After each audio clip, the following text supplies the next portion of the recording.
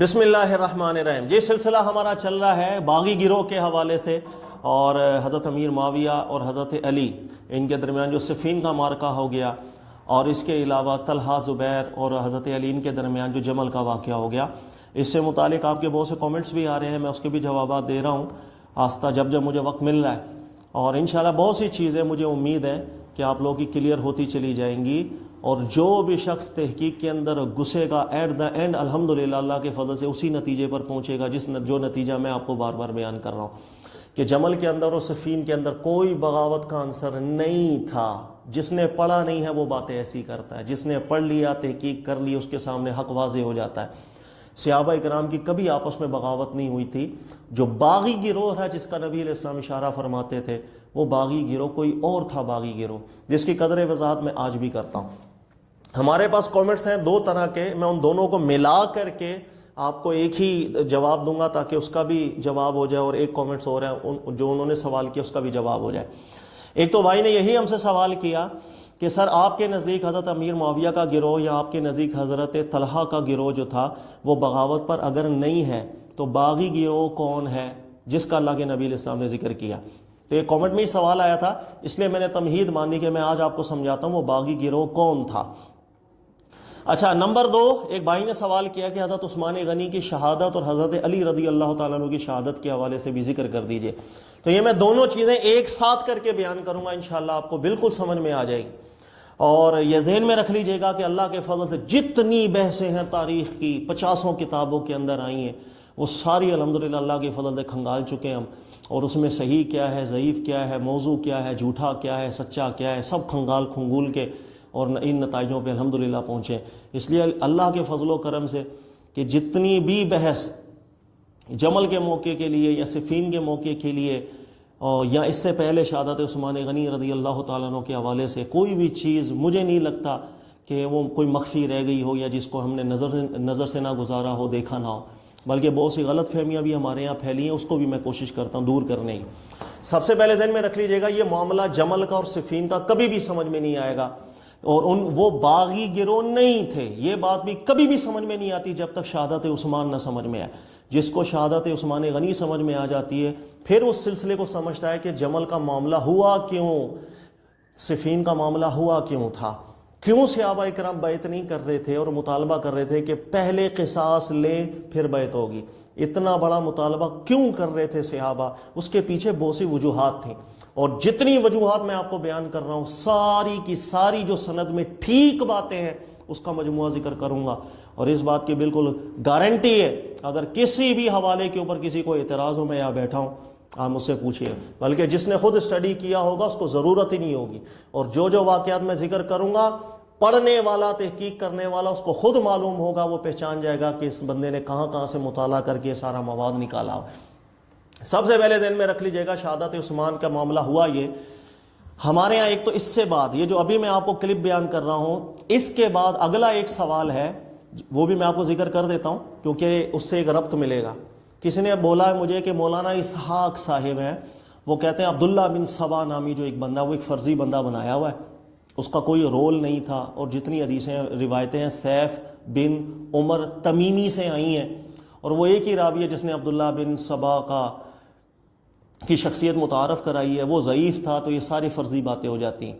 اس کو میں اگلے کامنٹ کے اندر آپ کو جواب دوں گا، اور میں آپ کو وہ صحیح روایتیں بیان کروں گا عبداللہ بن سبا کے حوالے سے کہ آپ خود حیران ہو جائیں گے، اتنی بڑی علمی غلطی مولانا اسحاق صاحب سے یہاں پر ہو گئی۔ بڑے عالم دین تھے لیکن اللہ ہی پاک ہے، اللہ کے علاوہ کوئی ذات پاک نہیں، غلطیاں سب سے ہوتی ہیں، اس لیے کہ سیف بن عمر تیمی کے حوالے سے ذکر کر دیا انہوں نے، یہ نہیں پتا یہ پیدا بھی نہیں ہوا تھا، اس سے پہلے کے محدثین صحیح سند کے ساتھ عبداللہ بن سبا کی شخصیت کے حوالے سے کامنٹ کر چکے ہوئے ہیں، اور بالکل اس کی حقیقت ہے، اور اتنی صحیح روایتوں میں اس کی حقیقت ہے، یہ جب ٹاپک شروع ہوگا انشاءاللہ پھر میں آپ کو تفصیل سے بیان کروں گا۔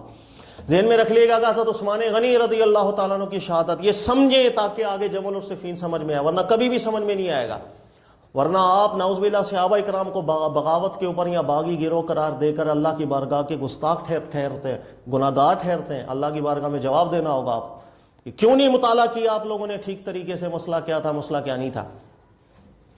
جہاں عثمان غنی رضی اللہ تعالیٰ عنہ جس وقت خلیفہ بنے تھے، اللہ کے نبی علیہ الصلوۃ والسلام اس وقت کے حوالے سے بہت سی پیشگوئی فرما گئے تھے۔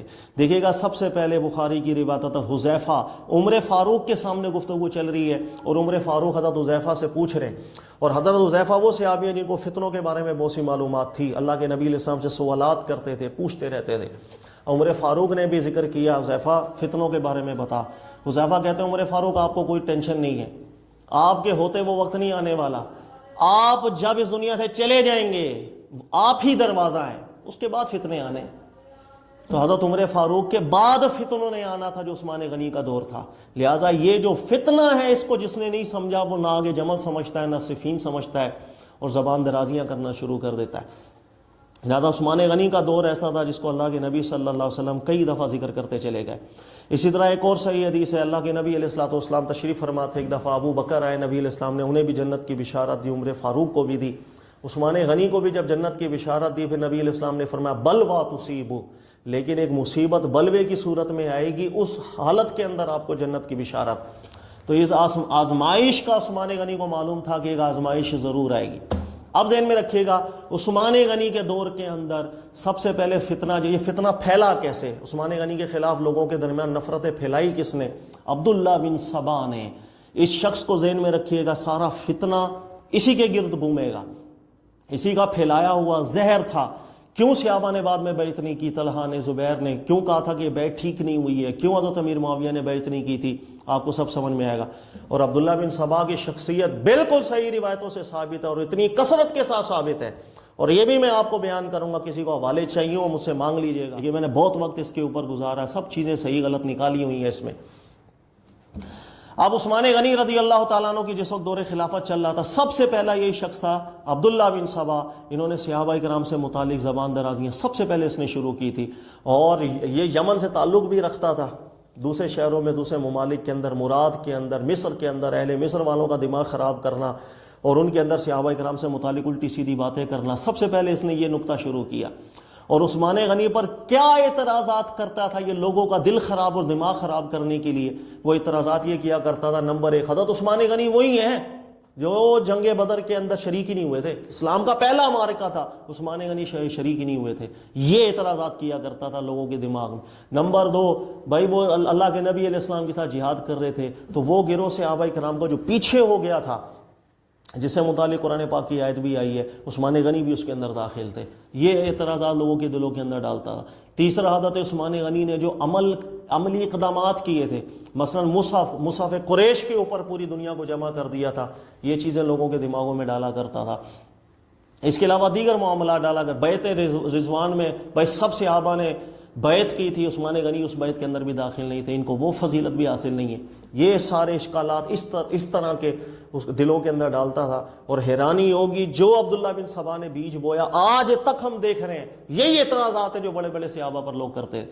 لہذا بخاری کی حدیث دیکھیے گا، ایک شخص عبداللہ ابن عمر کے ساتھ ملا، عبداللہ ابن عمر سے یہ اعتراض کرتا ہے، مجھے عثمان غنی سے متعلق کچھ شبہ ہے، میں آپ سے پوچھنا چاہتا ہوں۔ کیا؟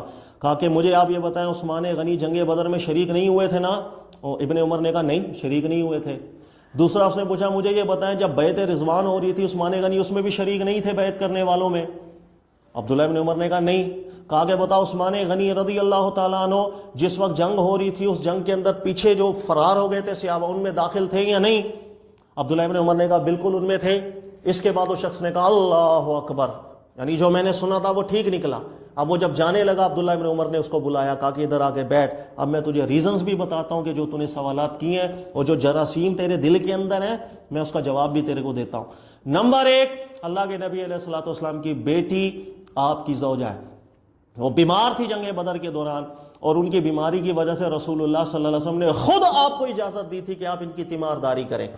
جنگ بدر میں شرکت کے لیے نبی علیہ الصلوۃ والسلام نے خود منع کیا تھا، اور جنگ بدر کے اندر جب مسلمانوں کی فتح ہوئی تو اس غنیمت کے اندر سے آپ کو حصے دار بھی نبی پاک علیہ الصلوۃ والسلام نے رکھا تھا۔ اگر جنگ بدر میں شریک ہونا کوئی عیب تھا تو رسول اللہ صلی اللہ علیہ وسلم اسی جنگ میں سے حصہ بھی آپ کو دے۔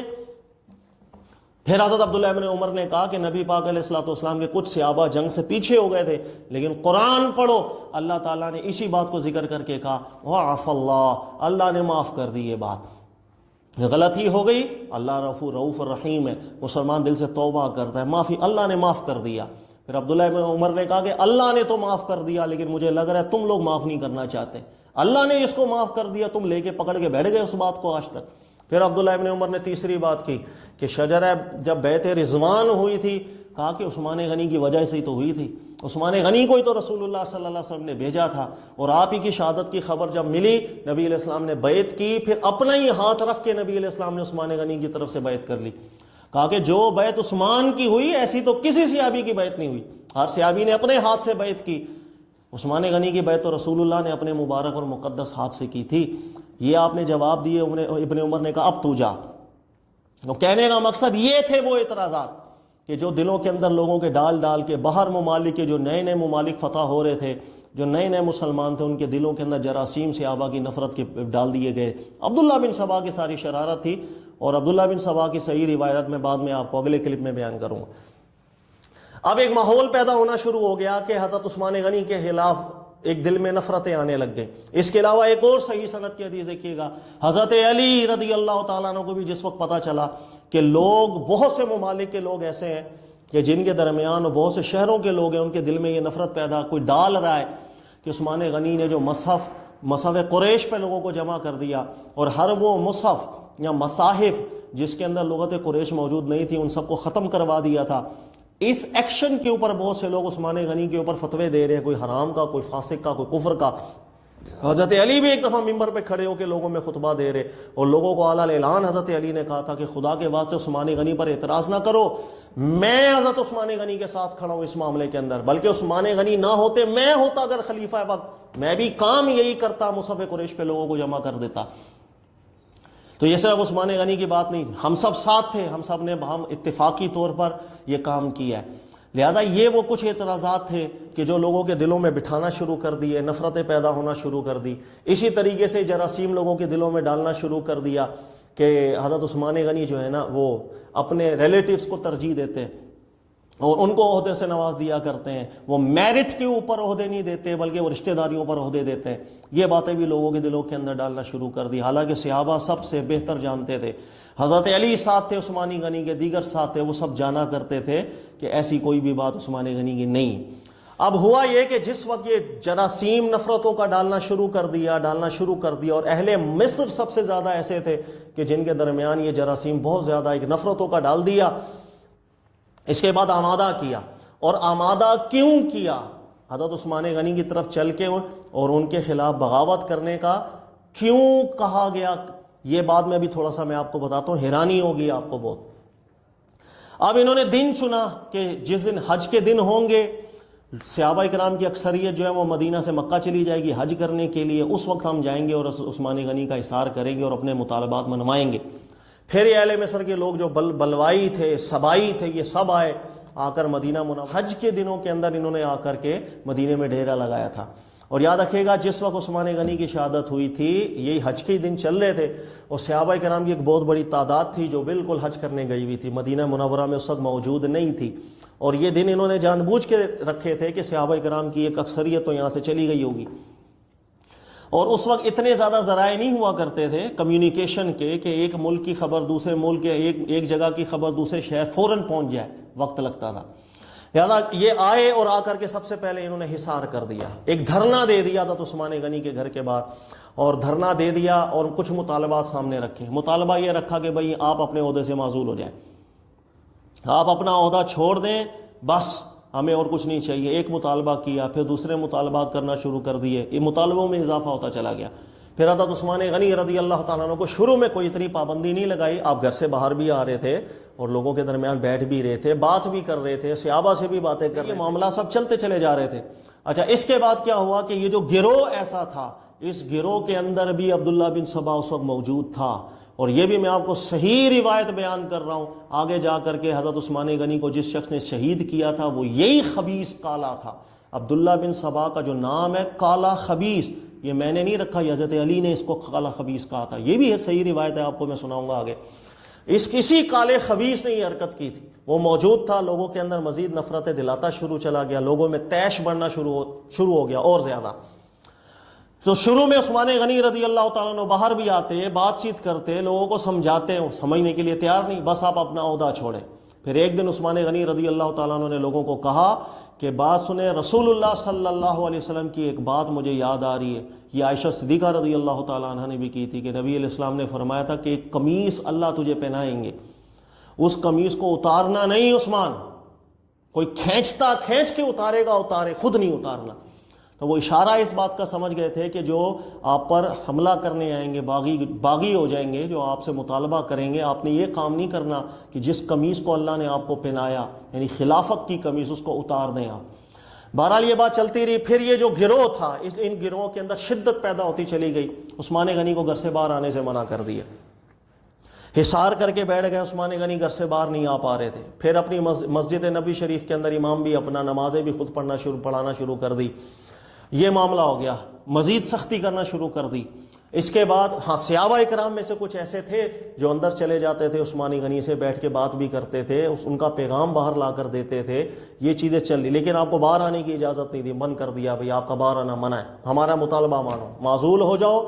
پھر انہوں نے کہا کہ یہاں ہم آپ کو قتل کر دیں گے، آپ معزول ہو جاؤ یا ہم آپ کو قتل کر دیں گے۔ اس میں شدت پیدا ہونی شروع ہو گئی۔ اچھا، اس کے بعد عثمان غنی رضی اللہ تعالیٰ عنہ کئی دفعہ اپنے گھر سے باہر جھانک کر لوگوں میں اعلان کرتے تھے، لوگوں سنو، تمہیں پتہ نہیں اللہ کے نبی صلی اللہ علیہ وسلم نے عثمان غنی کے حوالے سے کیا کیا فرمایا۔ پھر آپ نے یاد کروایا ان کو، یاد کرو جب پانی کا مسئلہ ہو گیا تھا، ہم نے کنواں خریدا تھا، اللہ کے نبی علیہ السلام نے ہمیں بشارت دی تھی، یاد کرو وہ وقت بھی، یاد کرو وہ وقت بھی۔ یہ سب چیزیں بیان کرتے۔ جس نے اللہ کے نبی علیہ السلام کی حدیث سنی ہوتی وہ کہتا ہے بالکل عثمان غنی آپ سچ کہہ رہے ہیں، نبی علیہ السلام نے ایسے ہی فرمایا۔ لیکن یہ جو گروہ تھا جن کے اندر بغاوت کا عنصر آ گیا اور اتنا زیادہ نفرت آ گئی تھی عثمان غنی کے حوالے سے، ان کو کوئی فرق نہیں پڑا، ان کو رتی فرق نہیں پڑا، وہ اللہ کے نبی علیہ السلام کا مبارک مقدس نام لے کے عثمان غنی کچھ بھی بیان کرتے چلے جائیں۔ اس کے بعد اور شدت آتی چلی گئی ان کے اندر کہ بھائی معزول ہو ورنہ ہم قتل کر دیں گے۔ اسی گروہ کے اندر، انہی بلوائیوں اور سوائیوں کے اندر اشتر، مالک اشتر تھا جو بہت زیادہ اچھل بھی رہا تھا اور صحابہ اکرام کے پاس جا کر پوچھتا تھا۔ عائشہ صدیقہ رضی اللہ تعالی عنہ ان سے بھی ابھی عثمان غنی کے نہ قتل کی بات ہوئی نہ کچھ، اس سے پہلے ہی جا کر کے عائشہ صدیقہ رضی اللہ تعالیٰ عنہ کے پاس ایک دفعہ یہ چلا گیا، کہا کہ آپ کا کیا خیال ہے عثمان غنی کو قتل کر دیا جائے؟ عائشہ صدیقہ نے فرمایا معاذ اللہ، خدا کا خوف کر کیا جملہ منہ سے نکال۔ یہ باتیں ہو رہی تھی، یہ فضا پیدا ہو رہی تھی مدینہ میں بھی اور باہر بھی۔ تو یہ جو اشتر تھا یہ بہت زیادہ ایک شدت پیدا کر رہا تھا اس گروہ کے اندر، اور سب جانتے بھی تھے۔ حضرت علی نے بھی ایک دفعہ ایک روایت میں آیا کہ آپ کا ہاتھ پکڑ کے، اشتر کا ہاتھ پکڑ کے منع کیا، لیکن وہ روایت ضعیف ہے، وہ روایت ٹھیک نہیں ہے۔ بہرحال یہ معاملہ جب چلتا چلا گیا اور شدت پیدا ہوتی چلی گئی، اب جس وقت دو چیزیں یہ گروہ کہنا شروع کر دیا کہ ہم آپ کو قتل کر دیں گے یا معزول ہو جاؤ، جس وقت قتل کی باتیں آنا شروع ہو گئیں تو سب سے پہلے اسامہ بن زید رسول اللہ صلی اللہ علیہ وسلم کے اہل بیت میں سے عثمان غنی کے پاس گئے اور تلوار لے کے گئے اور تلوار نکال دی۔ اسامہ بن زید نے کہا کہ عثمان غنی ان لوگوں کے تیور یہ بن گئے ہیں کہ اب آپ کو یہ کہیں شہید نہ کر دیں، اور عثمان غنی آپ کی حفاظت کے لیے رسول اللہ کا اہل بیت کھڑا ہو گیا ہے، ان میں سے کوئی قدم آگے بڑھائے اسامہ بن زید کھڑا ہے، کیسے کوئی کرتا ہے؟ لیکن عثمان غنی منع کرتے رہے، ہمیشہ منع کرتے رہے، کہا کہ نہیں میں مسلمان کلمہ گو کو نہیں مارنے کا حامی نہیں ہوں، میرے نبی علیہ الصلوۃ والسلام کی یہ تعلیمات نہیں تھی، مجھے صبر کا حکم ہے، میں صبر کروں گا۔ اس کے بعد حضرت عبداللہ ابن عمر بھی آ گئے، اور جب ان کو پتا چلا کہ ان کے عزائم اب قتل کی طرف جانا شروع ہو گئے، عبداللہ ابن عمر آ گئے عثمان غنی کے گھر میں، وہ بھی کھڑے ہو گئے کہ ہم آپ کی حفاظت کے لیے، تلوار نکال لی تھی عبداللہ ابن عمر نے بھی، کہا کہ ایسے کیسے آپ کو ہاتھ لگائیں گے، ہم کھڑے ہیں۔ پھر ابو ہریرہ بھی آ گئے تھے، ابو ہریرہ بھی کھڑے تھے تلوار لے کر کے انہی کے درمیان۔ پھر حسن بن علی رضی اللہ تعالیٰ عنہ، حضرت علی کے صاحبزادے بیٹے، وہ بھی اندر آ گئے تھے اور آپ کی حفاظت کے لیے، بلکہ حضرت حسن بن علی سب سے آخری شخص تھے کہ حضرت عثمان غنی کی قتل سے پہلے آپ نے حضرت حسن بن علی کو کنونس کر کے زبردستی منوا منو کے حسن بن علی کو بھی بھجوا دیا تھا، کہا کہ نہیں میں لڑائی نہیں چاہتا۔ سب سے آخر میں حضرت حسن بن علی نکلے تھے، لیکن یہ صحابہ وہ تھے جو کھڑے ہو گئے تھے، انہوں نے کہا کیسے کوئی ہاتھ لگائے گا، آپ خلیفہ وقت ہیں، آپ کے ہاتھ میں ہم نے بیعت کی ہے، رسول اللہ صلی اللہ علیہ وسلم سے آپ کے بارے میں سنا ہے، آپ کے فضائل کے بارے میں سنا ہے، آپ کی شہادت کے بارے میں بھی ہم نے نبی علیہ السلام سے سنا ہے، کون آپ کو ہاتھ لگائے گا؟ اس کے بعد جب مطالبہ بہت بڑھ گیا، عبداللہ ابن عمر بھی کمرے میں تھے، عثمان غنی رضی اللہ تعالیٰ نے عبداللہ ابن عمر سے پوچھا، کہا کہ عبداللہ ابن عمر کیا کہہ رہے ہیں؟ عبداللہ ابن عمر نے کہا دو باتیں کر رہے ہیں کہ آپ معزول ہو جائیں یا آپ کو قتل کر دیں گے۔ عبداللہ ابن عمر آپ کی کیا رائے ہے، آپ کیا مشورہ دیتے ہیں؟ عبداللہ ابن عمر نے کہا کہ میں بالکل مشورہ نہیں دوں گا کہ آپ چھوڑ دیں، کہا کہ یہ رسم اور سنت اگر آپ نے جاری کر دی تو کل لوگوں کے اندر یہ ایسی رسم جاری ہوگی کہ کسی خلیفہ سے متعلق کسی کو کوئی شبہ ہوگا، اپنا ذاتی یا کچھ بھی آگے گھروں کا احصار کر دے اور اس کو معزول کرتا پھرے، کہا مسلمانوں کا ایک نظم خراب ہو جائے گا، آپ ایسا کام نہ کریں، آپ ایسا کام مت کیجیے گا۔ تو عثمان غنی اس جواب سے خوش ہوئے تھے، کہا کہ یہی ہمیں تعلیمات بھی اللہ کے نبی علیہ السلام کے اشاروں سے ملی تھی کہ ہم یہ قمیض اتاریں گے نہیں، چھین لے کوئی چھین لے، اتاریں گے نہیں، ہم یہ رسم نہیں جاری کر سکتے۔ بہرحال یہ معاملہ ہوا جس وقت وہ لوگوں نے دیکھا، بلوائیوں نے دیکھا، ان سبائیوں نے دیکھا کہ عثمان غنی جو ہے مطالبے پر نہیں آ رہے ہیں، اتنی دیر کافی دن گزر گئے، جب گزر گئے تو یہ خبریں باہر شہروں میں بھی پھیلنا شروع ہوئیں، باہر ممالک میں بھی پھیلنا شروع ہوئیں، شام تک بھی یہ خبر گئی حضرت امیر معاویہ تک بھی کہ عثمان غنی کا لوگوں نے اظہار کر دیا اور وہ قتل کے اب پلان بنانے لگ گئے۔ تو سب سے پہلے حضرت امیر معاویہ رضی اللہ تعالیٰ عنہ تھے جنہوں نے لشکر بھیجا تھا اور کہا کہ جاؤ ادھر جا کے دیکھو کون ہے عثمان غنی کے بارے میں، کہ تال پر آئے مار دینا سب کو۔ ان کی جرت کیسے ہوئی ہے خلیفہ وقت کے حصار کر کے ان کے قتل کے عزم کرنے؟ تو سب سے پہلے لشکر حضرت امیر معاویہ نے بھیجا تھا آپ کی مدد کے لیے، لیکن ایک ملک سے دوسرے ملک کا سفر، اس میں بہت ٹائم لگتا ہے، وہ لشکر پہنچ ہی نہیں پایا تھا، اس سے پہلے عثمان غنی کی شہادت ہو گئی تھی۔ تو یہ باتیں پھیلنا شروع ہو گئیں، جب ان کے مطالبات اور بڑھ گئے، ان سبائیوں کے بلوائیوں کے، انہوں نے سب سے پہلے عثمان غنی کا پھر پانی بند کر دیا اور کھانا بند کر دیا، کوئی چیز اندر کھانے پینے کی نہیں جائے گی۔ حیرانی والی بات ہے، ہمارے یہاں عام طور پہ کہا جاتا ہے امام حسین کے حوالے سے رضی اللہ تعالی عنہ کہ آپ کی جب شہادت ہوئی تھی آپ پر پانی بند کر دیا گیا تھا۔ یہ ظلم اور یہ ستم یاد رکھیے گا حضرت امام حسین سے پہلے عثمان غنی سے ہو چکا تھا۔ عثمان غنی کا کھانا اور پانی بند کر دیا، کوئی چیز کھانے پینے کے اندر نہیں جا رہی تھی، اور اتنا وقت گزر گیا تھا کہ عثمان غنی رضی اللہ تعالیٰ نے اپنے گھر سے باہر جھانک کر کے لوگوں میں کہہ رہے تھے، کہا کہ جانتے ہو میں عثمان کون ہوں؟ کہا کہ وہی ہوں جس نے کنواں لے کر کے دیا تھا پانی کے لیے، اور رسول اللہ نے مجھے کیا فرمایا تھا؟ کہا کہ جس نے مسلمانوں کے لیے پانی کا انتظام کیا تھا اور اس پر پانی بند کر رہے ہو۔ یہ اعلان بھی کیا تھا عثمان غنی نے لوگوں کے سامنے، کوئی فرق نہیں پڑا، ان کا دل دماغ اتنا ایسا خراب تھا، ایسا خراب کر دیا گیا تھا کہ بس۔ اور اللہ کا یہ بھی کرنا ہوا، کوئی صحابی بھی اس بلوائیوں اور سبائیوں میں ملوث نہیں رہا، ساری جھوٹی روایتیں، اگر کوئی بولے فلاں صحابی، عمار بن یاسر کے حوالے سے روایت آتی ہے کہ انہی بلوائیوں کے اندر عمار بن یاسر بھی داخل تھے اور عمار بن یاسر بھی مطالبہ کر رہے تھے کہ آپ معزول ہو، لیکن یہ روایت بالکل باطل روایت ہے۔ کچھ روایتیں تو اس کی اصل ہی کوئی نہیں، سند ہی کوئی نہیں، اور کچھ کے اندر اگر جو باتیں آ بھی نہیں ہیں جن راویوں کی، بالکل باطل راوی ہے، کسی صحابی کی انوالومنٹ ثابت نہیں ہے سوائے محمد بن ابی بکر کے جو صحیح روایت ہے، وہ بھی میں آگے آپ کو بیان کرتا ہوں۔ اس کے بعد مطالبہ بڑھتا چلا گیا، پانی بند کر دیا، کھانا بند کر دیا، عثمان غنی کو اور تکلیف دینا شروع کر دی کہ بھئی یہاں مرنے کے لیے تیار ہو جاؤ، یا جو ہے صرف آپ ہمارا مطالبہ مانو، اپنی معزولی کرو۔ اس میں جب شدت پیدا ہو گئی تو اب یاد رکھیے گا کہ اب جب شہادت کے دن بالکل قریب آنے لگ گئے، حضرت حسن بن علی اندر ہی تھے، عبداللہ بن عمر بھی اندر تھے، ابو ہریرہ بھی اندر تھے، اسامہ بن زید بھی اندر تھے، رسول اللہ کے اہل بیت میں سے دو حضرت حسن بن علی، اسامہ بن زید، یہ کھڑے تھے بالکل عثمان غنی کے ساتھ ہی، یہ سب سے آخر کے اندر ان کو باہر آپ نے کیا تھا۔ اب جس وقت قتل کی پلاننگ یہ بنانے لگ گئے تو یاد رکھیے گا تو عثمان غنی رضی اللہ تعالیٰ نے پیغام بھجوایا حضرت علی رضی اللہ تعالیٰ عنہ کو بھی کہ حضرت عثمان غنی آپ کو بلا رہے ہیں، اور حضرت علی نے کہا کہ بالکل، پیغام بھجوایا کہ بالکل میں آتا ہوں۔ اور حضرت علی رضی اللہ تعالیٰ عنہ عثمان غنی سے جب ملاقات کے لیے جانے لگے، انہی بلوائیوں نے حضرت علی کو نہیں ملنے دیا تھا، اور بالکل غالب آ گئے تھے حضرت علی کے اوپر، نہیں ملنے دیا، خط نہیں بیچ سکے، یہاں تک کہ پیغام رساں کو حضرت علی نے اپنے سر کا امامہ، کالے رنگ کا امامہ باندھا ہوا تھا حضرت علی نے، وہ کھول کر کے دیا اور کہا میں تو نہیں جا سکا، عثمان غنی کو بتا دینا میں نے اپنا امامہ ہی بھجوا دیا، یہ مجھ پر غالب آ گئے ہیں، انہوں نے احسار ایسا کیا ہوا تھا، نہیں حضرت علی کو ملنے دیا۔ یہ سب واقعات ہوئے۔ اس کے بعد اب ان بلوائیوں نے شرارت کرنا شروع کر دی، اور ایسی شرارت کرنا شروع کر دی کہ بھائی ظاہر ہے اب عثمان غنی کے قتل کی طرف جانے لگے، انہیں قتل کرنے لگے ہیں، تو اس قتل کے لیے انہوں نے ایسی سازش بنی، عبداللہ بن سبا سب کے پیچھے تھا، اسی کا پورا پلان تھا، اسی نے پلان در پلان یہ سارے کام کیے تھے۔ اور حضرت علی رضی اللہ تعالیٰ عنہ کے گھرانے میں سے محمد بن ابی بکر، یہ بالکل صحیح روایت ہے کہ محمد بن ابی بکر کو انہوں نے کنونس کر لیا تھا، اور آپ کو محمد بن ابی بکر بھی بالکل ان کی باتوں کے اندر شروع میں آ گئے تھے، بعد میں رجوع اور توبہ کی تھی انہوں نے، عثمان غنی کے سامنے توبہ کر لی تھی. یہ بھی ذہن میں رکھیے گا، آدھی باتیں نہیں بتانا، نہ میں آدھی باتیں کسی کو بتاتا ہوں کبھی. تو محمد بن ابی بکر حضرت علی کے گھر والے ہی تھے، ان کا بھی ذہن یہ بنانا شروع کر، وہ بھی ان کی باتوں کے اندر آ گئے اور انہی گروہ کے ساتھ مل گئے. بہرحال اب یہ جب شدت پیدا ہوتی چلی گئی، بعد میں جا کر کے پتہ چلا، جس وقت قتل کے بالکل اقدامات قریب آ گئے، اور حضرت علی کو کیوں نہیں ملنے دے رہے بھائی عثمان غنی سے، بعد میں پتہ چلا کہ یہ ساری پلاننگ حضرت علی کے نام سے کی گئی تھی. اور وہ پلاننگ یہ تھی کہ جس اہل مصر جہاں سے یہ لوگ سب آئے تھے، اس پورے ملک میں عبداللہ بن سبا نے حضرت علی کے نام کے 2 نمبر خط بنا کر کے پھیلائے تھے، کہا کہ حضرت علی ہمیں بلا رہے ہیں کہ یہ کام کرو آؤ.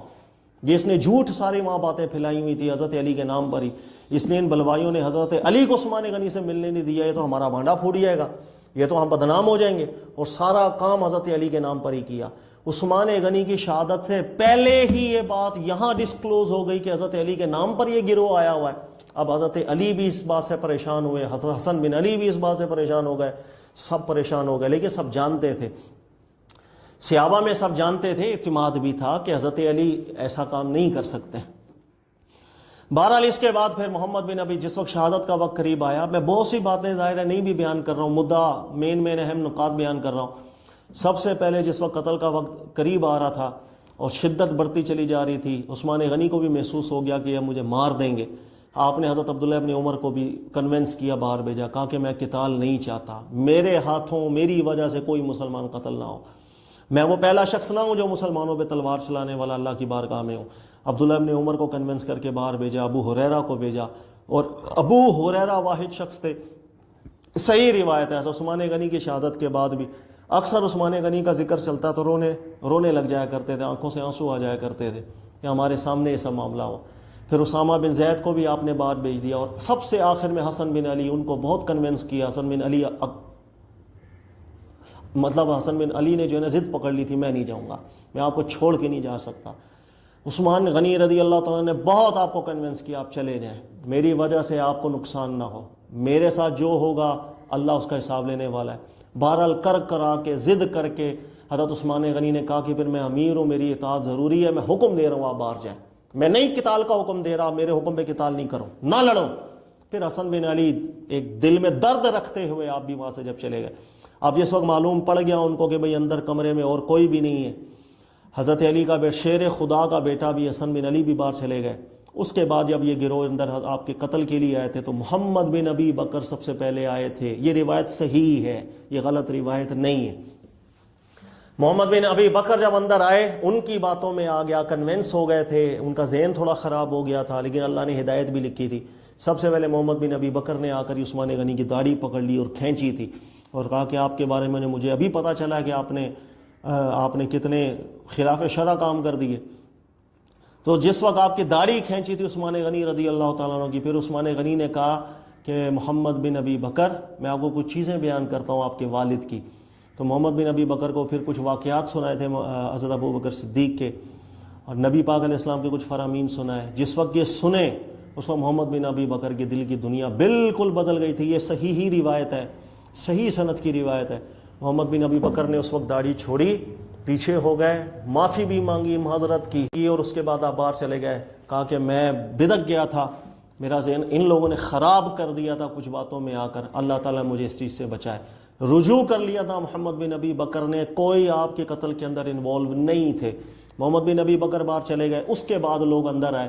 عثمان غنی قرآن پڑھ رہے تھے، پانی آپ پر بند کیا ہوا تھا، آپ پر کھانا بند کیا ہوا تھا، قرآن پڑھ رہے تھے، صفحہ کھلا ہوا تھا. اس وقت عثمان غنی کو شہید کیا گیا، تلوار آپ پر چلائی، اور اس خون اس مصحف کے اوپر بھی گرا تھا. اور شہادت کے بعد جن لوگوں نے اس مصحف کو دیکھا تھا تو وہ بھی، یہ بھی صحیح روایت ہے، وہ کہتے ہیں کہ ہم نے اپنی آنکھوں سے دیکھا تھا. قرآن کی آیت ہے فَسَيَكْفِيكَهُمُ اللَّهُ، ان قریب اللہ آپ کو کافی ہوگا. تو اس آیت کے اوپر آپ کا خون دیکھا گیا تھا، اس کا نشان دیکھا گیا تھا. اس طرح عثمان غنی رضی اللہ تعالیٰ عنہ کی شہادت ہوئی تھی. اب میں آپ کو آگے سمجھاتا ہوں، یہ جو واقعہ ہو گیا، اس واقعے کے بعد آپ کو میں سمجھاتا ہوں کہ کبھی بھی یاد رکھیے گا، جمل کے اندر طلحہ، زبیر، یا صفین کے اندر حضرت امیر معاویہ، ان پر بغاوت کا اطلاق ہی نہیں ہوتا ہے، نہ وہ باغی تھے. اس لیے کہ شہادت عثمان غنی کے بعد کی سچویشن آپ کو سمجھ میں آئے گی. یہی ایک گروہ تھا جنہوں نے فساد عثمان غنی کے ساتھ برپا کیا، انہی کا ہی آگے ایک رول رہا تھا جمل کے اندر، اور انہی کا ہی دخل رہا تھا صفین کے اندر. یہی لوگ تھے جو ہر طبقے کے اندر جمل صفین کے اندر انہوں نے معاملات کو خراب کیا تھا. کوئی دو گروہ بغاوت کے نہیں تھے، بلکہ حدیث بیان کروں گا رسول اللہ صلی اللہ علیہ وسلم کی، اللہ کے نبی علیہ السلام کے ان لفظوں سے زیادہ کوئی لفظ ہو ہی نہیں سکتے کہ رسول اللہ نے کس نے واضح انداز میں بیان کر دیا کہ صحابہ سے طلحہ ہو یا زبیر، ان سے کوئی بغاوت نہیں ہوگی. اب جس وقت یہ معاملہ ہو گیا، یاد رکھیے گا، حضرت عثمان غنی کی شہادت ہو گئی. اب آگے بیعت کی جب باری آئی ہے تو حضرت حسن بن علی نے سب سے پہلے اپنے والد کو منع کر دیا، ابو بیعت نہیں کرنا، ابو آپ بیعت نہیں کرنا. حضرت علی کو سب سے پہلے منع کرنے والے حسن بن علی تھے. یہ باتیں نہیں بتائی جاتی ہیں، آپ کو کوئی بتائے گا بھی نہیں، اس لیے کہ وہ حق سامنے آ جاتا ہے. ہم نے حق سامنے لانا ہی نہیں ہے، ہم نے تو مکھن مسالے لگانے، مرچ مسالے لگانے، صحابہ کرام پر زبان درازیاں کرنی ہیں. ہم نے برا بھلا، ہمیں مزہ آتا ہے، شیطان لطف ڈالتا ہے. حسن بن علی نے سب سے پہلے منع کیا تھا اپنے والد کو، حضرت علی کو، کہ آپ بیعت مت کیجیے گا. اور اس کی ریزنز بھی آئی ہیں، ریزنز بیان کیے ہیں کہ بہت سے ممالک کے اندر انہوں نے یہ باتیں پھیلائی ہوئی ہیں کہ انہوں نے یہ کام آپ کے کہنے پر کیا ہے. وہ کہا کہ ابو جب آپ کے نام کو اتنا بدنام کیا ہوا ہے تو آپ ابھی بیعت نہ کریں، اہل شورا اگر آپ کو خود نومینیٹ کرے پھر بیعت ہوگی، اور انہی کے کہنے کے اوپر آپ بیعت نہ لیں. یہ معاملات حسن بن علی کہنا شروع کر دیا تھا اپنے والد. پہلی چیز جو حضرت حسن بن علی نے اپنے والد سے کی تھی وہ آپ بیعت نہ کریں. اور یہ بھی یاد رکھ لیجئے گا، حضرت عثمان غنی کی شہادت سے پہلے کچھ دن پہلے جس وقت پتہ چل گیا کہ حضرت علی کا نام لے کر کے انہوں نے شہروں میں دماغ خراب کیا ہوا ہے لوگوں کا، تو حسن بن علی نے اس وقت بھی اپنے والد کو کہا تھا، حضرت علی کو، کیا کہ ابو میں مشورہ آپ کو دوں، آپ مدینہ شہر چھوڑ کے چلے جائیں، ابھی آپ مدینے میں نہ ہوں، اس لیے کہ آپ ہی کے نام کے اوپر یہ ساری پلاننگ کر کے آئے ہیں، جھوٹ باندھ کے آئے ہیں. آپ اس شہر کے اندر ہوں گے، کہیں کل کو آپ کے اوپر نام نہ آ جائے کہ سب کے پیچھے آپ ہی ہیں. انہوں نے بہت دماغ لوگوں کا خراب کر دیا ہوا. لیکن بہرحال چونکہ حضرت علی اس میں انوالو تھے ہی نہیں، آپ کا کوئی دخل نہیں تھا. حضرت علی رضی اللہ تعالیٰ عنہ قسمیں کھا کے لوگوں کو بیان کر، ممبر کے اوپر کھڑے ہو کر دفاع کیا تھا حضرت علی نے کہ سب جھوٹ پھیلایا ہوا ان لوگوں نے. یہ باتیں لوگوں کو بیان نہیں کی جاتی کہ حضرت علی کے حوالے سے انہی لوگوں نے، ان باغی گروہ نے ممالک کے اندر اور شہروں کے اندر باتیں پھیلائی ہوئی تھی کہ ہم نے حضرت علی کے کہنے پہ سب کچھ کیا. اور دو صحیح روایتیں سنیے گا. حضرت علی نے ایک دفعہ ممبر پہ کھڑے ہو کر لوگوں کو کہا کہ اللہ کی عزت کی قسم، نہ میں نے عثمان غنی کو قتل کیا، نہ میں راضی ہوں، نہ میں نے ان کی مدد کی ہے، انہوں نے سب جھوٹ باندھا ہے میرے اوپر. اور ایک اور صحیح روایت ہے، حضرت زید بن ارقم صحابی بیمار تھے، حضرت علی کو پتہ چلا، آپ ان کی عیادت کے لیے تشریف لے گئے. تو حضرت علی جب عیادت کرنے گئے تو زید بن ارقم نے کہا کہ عیادت کا معاملہ بعد میں، علی میں آپ کو خدا کی قسم دے کر کے بولتا ہوں، مجھے سچ بتا دو اس معاملے کے اندر آپ کا کیا تعلق ہے، یہ کیوں باتیں اتنی پھیلی ہوئی ہیں.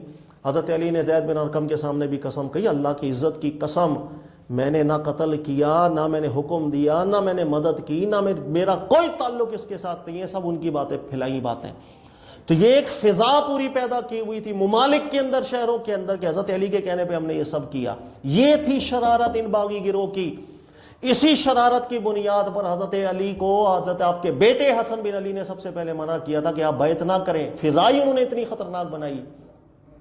اب جب یہ فضا پھیلی ہوئی ہے، پوری خبریں پھیل رہی ہیں دوسرے ممالک اور شہروں کے اندر بھی، حضرت علی رضی اللہ تعالیٰ عنہ نے سب سے پہلے بیعت لینے سے پہلے ذکر کر دیا کہ ہم بیعت اس وقت تک نہیں کریں گے جب تک بڑے بڑے جو صحابہ ہیں جو بدر میں شریک ہوئے، دیگر بڑے معاملہ، وہ بیعت ہم سے نہ کریں. اب یہی جو بلوائی تھے، یہی جو باغی گروہ تھا جو سب سے پہلے حضرت علی سے بیعت کرنے آ گیا تھا، انہوں نے کہا اچھا ٹھیک ہے. پھر وہ چلے گئے، دیگر یہی لوگ گئے، یہی باغی گروہ گئے اللہ طلحہ کے پاس بھی، زبیر کے دیگر صحابہ کے پاس گئے، ان کو زبردستی پیار سے ہر طریقے سے منوایا، بھائی بیعت کرو بیعت کرو. لیکن یہ فضا جس وقت محسوس کی، اس فضا کے اندر اسامہ بن زید نے بھی بیعت نہیں کی تھی. یہ بھی رسول اللہ کے اہل بیت میں سے ہیں صلی اللہ علیہ وسلم. اسامہ بن زید نے بھی حضرت علی کی بیعت نہیں کی تھی اور منع کر دیا تھا، کہا کہ یہ فضا بہت خطرناک پیدا ہو رہی، اس فضا کے آگے نتائج بڑے خطرناک نکلنے والے ہیں، کہ یہ جو شرارتی لوگ ہیں یہ بیڑا غرق کریں گے، یہ فساد پیدا کریں گے. اور یہ جتنے بھی بلوائی تھے یہ حضرت علی کی بیعت کرنے کے اندر اس لیے داخل ہو گئے تھے، ان لوگوں نے پلاننگ کر لی تھی کہ ہم حضرت علی کا ساتھ دیں گے، حضرت علی ہمارے خلاف کوئی ایکشن نہیں کریں گے. اسی وجہ سے یہ لوگ گروہ کے اندر شامل بھی ہو گئے تھے. یہی باتیں جب صحابہ میں پھیلنا شروع ہوئی تو صحابہ نے اب آ کر ایکشن لیا تھا. حضرت طلحہ نے بھی، حضرت زبیر نے بھی، دیگر صحابہ نے بھی، کہ پورے ممالک کے اندر فضائیں یہ پیدا ہو گئی ہیں کہ حضرت علی کے کہنے کے اوپر انہوں نے کیا، حضرت علی کو اتنا بدنام کر دیا گیا. اب صحابہ اکرام نے ایکشن لیا اور صحابہ اکرام نے مطالبہ کیا کہ ان کا قصاص پہلے کرو. آپ قصاص کریں گے ان کا وہ سارے داغ دھل جائیں گے جو انہوں نے آپ کے نام پر جھوٹ پھیلا دیے ممالک کے اندر کہ حضرت علی کے کہنے پر ہم نے یہ کیا. حضرت علی صفائیاں دینے پہ مجبور ہو گئے ممبر پہ کھڑے ہو گئے کہ نہ میں نے قتل کیا نہ میں راضی ہوں. صحابہ انفرادی طور پر پوچھنے لگ گئے، اتنی فضا گرم کر دی انہوں نے. لہذا اب صحابہ مطالبہ کرنے لگ گئے کہ بھئی آپ پہلے قصاص لیں، انہی سے آپ نے اگر قصاص لے لیا وہ داغ آپ کے دھل جائیں گے. اس لیے کہ لوگوں کو پتہ چل جائے گا اگر حضرت علی خود اگر شامل ہوتے اس پلاننگ کے اندر تو ان کے خلاف قصاص کیوں لیتے. تو صحابہ اکرام کی طرف سے یہ ماحول پیدا ہونے لگ گیا. اب طلحہ اور زبیر یاد رکھیے گا، انہوں نے کہا کہ رضامندی سے ہماری بیعت نہیں ہوئی تھی، یہ انہی بلوائیوں نے زور اور زبردستی سے ہم سے بیعت کروائی تھی. حضرت علی کو نہیں کہا تھا کہ آپ نے زبردستی بیعت کی ہے، ان کی طرف اشارہ تھا کہ انہوں نے اس لیے کہ قبضہ کیا ہوا تھا مدینے پر، خلیفہ راشد کو انہوں نے شہید کر دیا. اور حضرت طلحہ نے جس وقت یہ جملہ کہا کہ یہ بیعت رضامندی سے نہیں ہوئی تھی، حضرت اسامہ بن زید رسول اللہ صلی اللہ علیہ وسلم کے اہل بیت نے گواہی دی تھی کہ میں گواہی دیتا ہوں یہ بیعت رضامندی سے نہیں ہوئی تھی. ان لوگوں نے پریشرائز کیا تھا، یہ الگ ماحول کے اندر بیعت ہوئی تھی، پہلے قصاص لیا جائے تاکہ یہ فضا ختم ہو جائے، ممالک کے اندر ایک اچھی فضا پیدا ہو جائے، اس کے بعد بیعت کریں. یہ وہ معاملات ہوئے تھے کہ جس سے یہ مسئلہ آگے بڑھنے لگ گیا. صحابہ کے دو گروہ ہونے لگ گئے اور ایک صحابہ کا گروہ یہ کہہ رہا تھا کہ بھئی آپ پہلے قصاص لیں، اس لیے کہ فضا انہوں نے ایسی بنا دی ہے، آپ ہی کا نام لے کر یہ سارا فساد ڈال دیا. اور حضرت علی کا اس وقت موقف الگ تھا کہ بیعت ہو جائے، اتحاد ہو جائے، قصاص بھی لیں گے. قصاص سے حضرت علی نے کبھی منع نہیں کیا.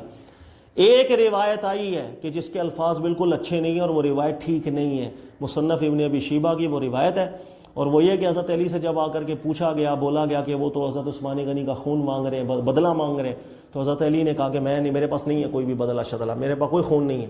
یہ روایت ہے، اس میں الفاظ بھی اچھے نہیں ہیں، یہ روایت بھی ثابت نہیں ہے، دیوار پہ مارنے والی باتیں. حضرت علی نے کبھی منع نہیں کیا کہ میں بدلہ نہیں لوں گا، قصاص نہیں لوں گا، لیکن فضا ایسی پیدا ہو گئی.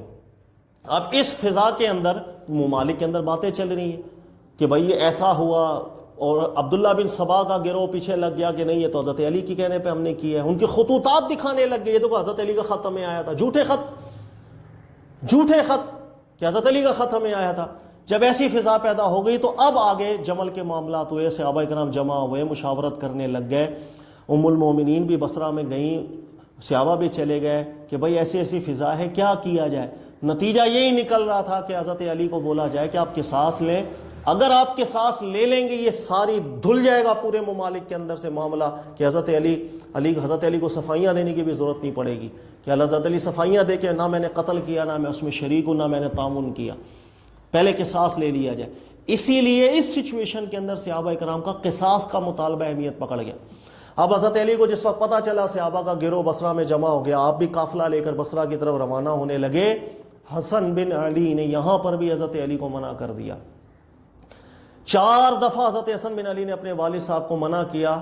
یہ بات ہے، ایک پہلے کہ آپ شہر چھوڑ کے چلے جائیں، پھر آپ نے بیعت سے بھی منع کیا تھا حسن بن علی کو کہ ابھی آپ بیعت نہ کریں، اور تیسرا منع کرنے کا موقع آیا، حسن بن علی نے منع کر دیا بصرہ ابھی نہ جائیں، کہا کہ یہ فضا ایسی نہیں ہے کہ آپ ابھی بصرہ جائیں، وہاں سے آپ آئیں، وہ مشاورت کر رہے ہیں، انہیں وہاں مشورہ کرنے دو، وہ کوئی لڑ تھوڑی رہے ہیں، کوئی جنگ کرنے تھوڑی آئے ہیں، بات چیت چل رہی ہے، ان کو کسی نتیجے پہ پہنچنے دیں، وہ نتیجہ سامنے آئے گا، پھر ہم اس پہ مشاورت کریں، بصرہ نہ جائیں. حسن بن علی نے یہاں بھی منع کر دیا، لیکن آپ والد ہیں، آپ اچھی سوچ، آپ کی بڑی سوچ، آپ نے مشاورت کی، نتیجہ یہی نکلا کہ ہم جائیں گے بصرہ. چلے گئے. اب جب بصرہ گئے ہیں وہاں پر ان دونوں قافلے جب آمنے سامنے ہوئے، مختصراً میں ذکر کر رہا ہوں، اس وقت حضرت عائشہ صدیقہ رضی اللہ تعالیٰ عنہ کو حضرت علی نے پیغام بھی بھجوایا تھا کہ آپ یہاں کیوں ہیں. عائشہ صدیقہ ام المومنین نے کہا ہم کوئی جنگ لڑنے نہیں آئے، اصلاح کی ہماری کوشش ہے، معاملات سیٹ کرنے کی کوشش ہے. فضا دیکھو کتنی خراب ہوئی پڑی، اتنی فضا خراب ہوئی پڑی ہے کہ آپ کا نام لیا جاتا ہے کہ آپ کے نام سے وہ لوگ آ کے عثمان غنی کو شہید کر گئے. ایسی فضا کے اندر یہ ممالک کے دماغ خراب ہوئے پڑے. ایک معاملات ایک اصلاح کی طرف جائیں گے مسلمانوں کی، معاملات سیٹ ہو. حضرت علی رضی اللہ تعالیٰ عنہ نے بھی جس وقت یہ جملہ سنا ام المومنین عائشہ صدیقہ کی طرف سے کہ وہ اصلاح کے لیے آئے ہیں، حضرت علی خوش ہو گئے اور کہا کہ مجھے امید ہی یہی تھی اللہ کے نبی علیہ السلام کے صحابہ سے کہ وہ غلط کام کبھی نہیں کریں گے، اصلاح کا ہی ماحول ہوگا۔ اب یہاں حضرت علی اور حضرت ام المومنین عائشہ صدیقہ ان کے درمیان مذاکرات ہونا شروع ہو گئے، اور مذاکرات کی یہ نہج پڑ گئی، اس نتیجے تک پہنچ چکے تھے کہ آج کی رات مثلا رات کا وقت تھا تو صبح کے ٹائم نتیجہ خیز کنارے تک پہنچ گئے تھے، اور اتنی خوشی کا ماحول پیدا ہو گیا تھا کہ جس طریقے سے ایک شادی کا ماحول پیدا ہو جاتا ہے۔ حضرت عائشہ صدیقہ رضی اللہ تعالیٰ عنہ کا جو گروہ تھا وہ بھی نہایت خوشی کے اندر، اور حضرت علی کا جو گروہ تھا، حضرت علی کے جو ساتھی تھے، سچے ساتھی تھے، وہ بھی اس سے جانب آ گئے کہ خوشی کا ماحول، ایک شادی کا ماحول پیدا ہو گیا۔ اور خود بیان کئی روایتوں کے اندر آتا ہے کہ ایسی اس رات کو پیاری اور سکون والی نیند آئی تھی کہ مسلمانوں میں اتفاق ہونے لگ گیا۔ یہ ماحول جب پیدا ہو گیا تو اس وقت پھر یہ بلوائی جمع ہوئے تھے جنہوں نے حضرت عثمان غنی کو شہید کیا تھا، اس لیے کہ وہ حضرت علی کے گروہ کے اندر ہی شامل ہو گئے تھے، اور کچھ ان کے ٹکڑے دیگر گروہوں میں بھی شامل ہو گئے تھے۔ پھر یہ لوگ آپس میں بیٹھ کر انہوں نے مشاورت کی، کہا کہ اللہ کے بندو، اگر علی رضی اللہ تعالیٰ عنہ کی عائشہ صدیقہ طلحہ زبیر سے صلح ہو گئی تو صلح ہی اس بات پر ہو رہی ہے کہ پہلے ہمیں ماریں گے، عثمان غنی کے قاتلوں کو نہیں چھوڑیں گے، پھر مسلمانوں میں اتحاد ہوگا، حضرت علی کے اوپر سے وہ سارے داغ دھل جائیں گے۔ انہوں نے پلاننگ کی اب کیا کیا جائے، کہا کہ مسلمانوں کی صلح کو کبھی بھی کامیاب نہیں ہونے دیا جائے گا۔ پھر اسی گروہ نے رات جب صبح ہونے سے پہلے ہی یہاں سے بھی وہاں سے بھی آپس میں اس انداز کے اندر حملہ کیا، دونوں گروہ میں سے کسی کو پتہ نہیں چلا کہ کون حملہ کر رہا ہے کون نہیں کر رہا ہے، اور وہ ایک گرم ماحول لڑائی کا ہو گیا۔ پھر تلواریں نکلی اور ہر گروہ اپنے دفاع میں تلوار اٹھا رہا، حضرت علی کا گروہ بھی اپنے دفاع میں تلوار اٹھا رہا ہے، عائشہ صدیقہ طلحہ زبیر کا گروہ بھی اپنے دفاع میں تلوار اٹھائی جا رہا ہے، کسی کو پتہ ہی نہیں چل رہا ہوا۔ ساری شرارت انہی بلوائیوں کی تھی۔ یہی ہے وہ باغی گروہ جس کے بارے میں اللہ کے نبی علیہ السلام نے بیان کیا۔ آپ آرام سے تحقیق کریں اس کے اوپر اور صحیح روایتوں کو پڑھیں، آپ کو سمجھ میں آ جائے گا۔ اور سب سے بڑی دلیل میں آپ کو بیان کر دیتا ہوں، اگر آپ کے ذہن کے اندر آئے نہیں طلحہ باغی ہو گئے تھے، زبیر باغی ہو گئے تھے، عائشہ صدیقہ بغاوت پر اتر آئی تھیں، تو یاد رکھیے گا جو بغاوت پر ہو اور بغاوت کی راہ میں مر جائے اس کو آپ یہ بول سکتے ہیں کہ وہ اللہ کی راہ میں مرا، آپ کبھی بھی نہیں بول، اس لیے بغاوت کی راہ اللہ کی راہ ہے ہی نہیں۔ آپ سنیے گا رسول اللہ صلی اللہ علیہ وسلم نے اس انداز میں بیان کر دیا کہ طلحہ کا جو گروہ ہوگا، خود طلحہ وہ کبھی بھی بغاوت والے گروہ میں نہیں ہوگا، اس لیے کہ بغاوت ہوئی ہی نہیں، معاملات تو صلح کی طرف تھے۔ شرارت ان باغی گروہ کی تھی جو عثمان غنی کو جنہوں نے شہید کیا۔ اللہ کے نبی صلی اللہ علیہ وسلم نے اپنی زندگی میں، یہ حوالہ آپ کے سامنے آ رہا ہے، صحیح حدیث ہے، رسول اللہ صلی اللہ علیہ وسلم نے اپنی زندگی میں طلحہ کو فرما دیا تھا طلحہ شہید ہے، شہید ہو کے مرے گا طلحہ، یہ صحیح روایت ہے۔ اب سوال یہاں پر پیدا ہوا، طلحہ شہید ہوئے تھے جمل میں، اگر یہ بغاوت کی راہ میں شہید ہوئے تھے تو شہید تو وہ ہوتا ہے وَمَن فی سبیل اللہ، جو قتل ہو، جو اللہ کی راہ میں قتل ہو وہ شہید ہوتا ہے۔ وہ تو بغاوت، اگر آپ کے بقول حضرت طلحہ باغی تھے تو وہ فی سبیل اللہ راہ تو نہ ہوئی، اگر وہ فی سبیل اللہ راہ نہیں ہوئی تو رسول اللہ نے شہید کیسے فرما دیا؟ یہ سوالیہ نشان اپنے ذہن میں رکھیے گا۔ حضرت طلحہ جمل میں شہید ہو رہے ہیں، نبی علیہ السلام نے فرمایا یہ شہید ہوگا طلحہ، تو وہ فی سبیل اللہ ہی راہ تھی، وہ بغاوت کی راہ کہاں سے ہو گئی؟ باغی کب سے شہید ہونے لگ گیا؟ یہ بغاوت صحابہ میں تھی ہی نہیں، نہ صحابہ میں یہ بغاوت ہوئی تھی، یاد رکھیے گا۔ یہاں پر بھی شرارت اسی باغی گروہ کا تھا۔ آپ کو میں ایک ریفرنس بھی دے دوں، ابو بکر ابن عربی مالکی رحمۃ اللہ تعالی العواسم من القواسم کتاب کا، صحیح ضعیف روایتیں ساری نکال کے رکھ دی ہیں جمل صفین کے معاملے کے اندر، پڑھ لیجئے گا، یہی نتیجہ نہ نکلے جو میں نتیجہ بیان کر رہا ہوں پھر کہیے گا۔ صحیح روایتیں جمع کریں، اپنے سامنے معاملہ کلیئر ہو جاتا ہے باغی گروہ تھا کون۔ باقی قصے کہانی اپنی جتنی مرضی بنا لیں آپ۔ تو یہ کہنے کا مقصد عثمان غنی رضی اللہ تعالیٰ عنہ کی جو شہادت ہوئی اسی کی کڑی آگے ملی ہے، جمل میں جا کر بھی انہی باغی گروہ نے حملہ کیا، پھر اسی باغی گروہ نے صفین کے موقع کے اوپر بھی بالکل بننے نہیں دی، وہ بھی میں مختصراً آپ کو بیان کر دیتا ہوں۔ جس وقت یہ معاملہ جمل کا ہو گیا، یہ گروہ واپس چلا گیا، حضرت امیر معاویہ رضی اللہ تعالیٰ ان کا بھی یہی موقف تھا، اس لیے کہ فضا ہی پوری دنیا میں یہی پھیل گئی تھی ممالک کے اندر، اسی عبداللہ بن سبا کی حرکتوں کی وجہ سے کہ حضرت علی رضی اللہ تعالیٰ کو کہنے پر ہم نے یہ سب کام کیا۔ حضرت امیر معاویہ کا بھی یہی مطالبہ تھا، پہلے قصاص ہوگا پھر بیعت ہوگی۔ بیعت سے کوئی منع نہیں کر رہا تھا، بیعت ہوگی آپ ہی کی ہوگی، آپ ہی افضل ہے، لیکن یہ داغ دھلنا ضروری ہے، ورنہ لوگ بیعت کر کے بھی اتحاد میں نہیں آئیں گے، ان کے دلوں میں ایک شبہ رہ جائے گا۔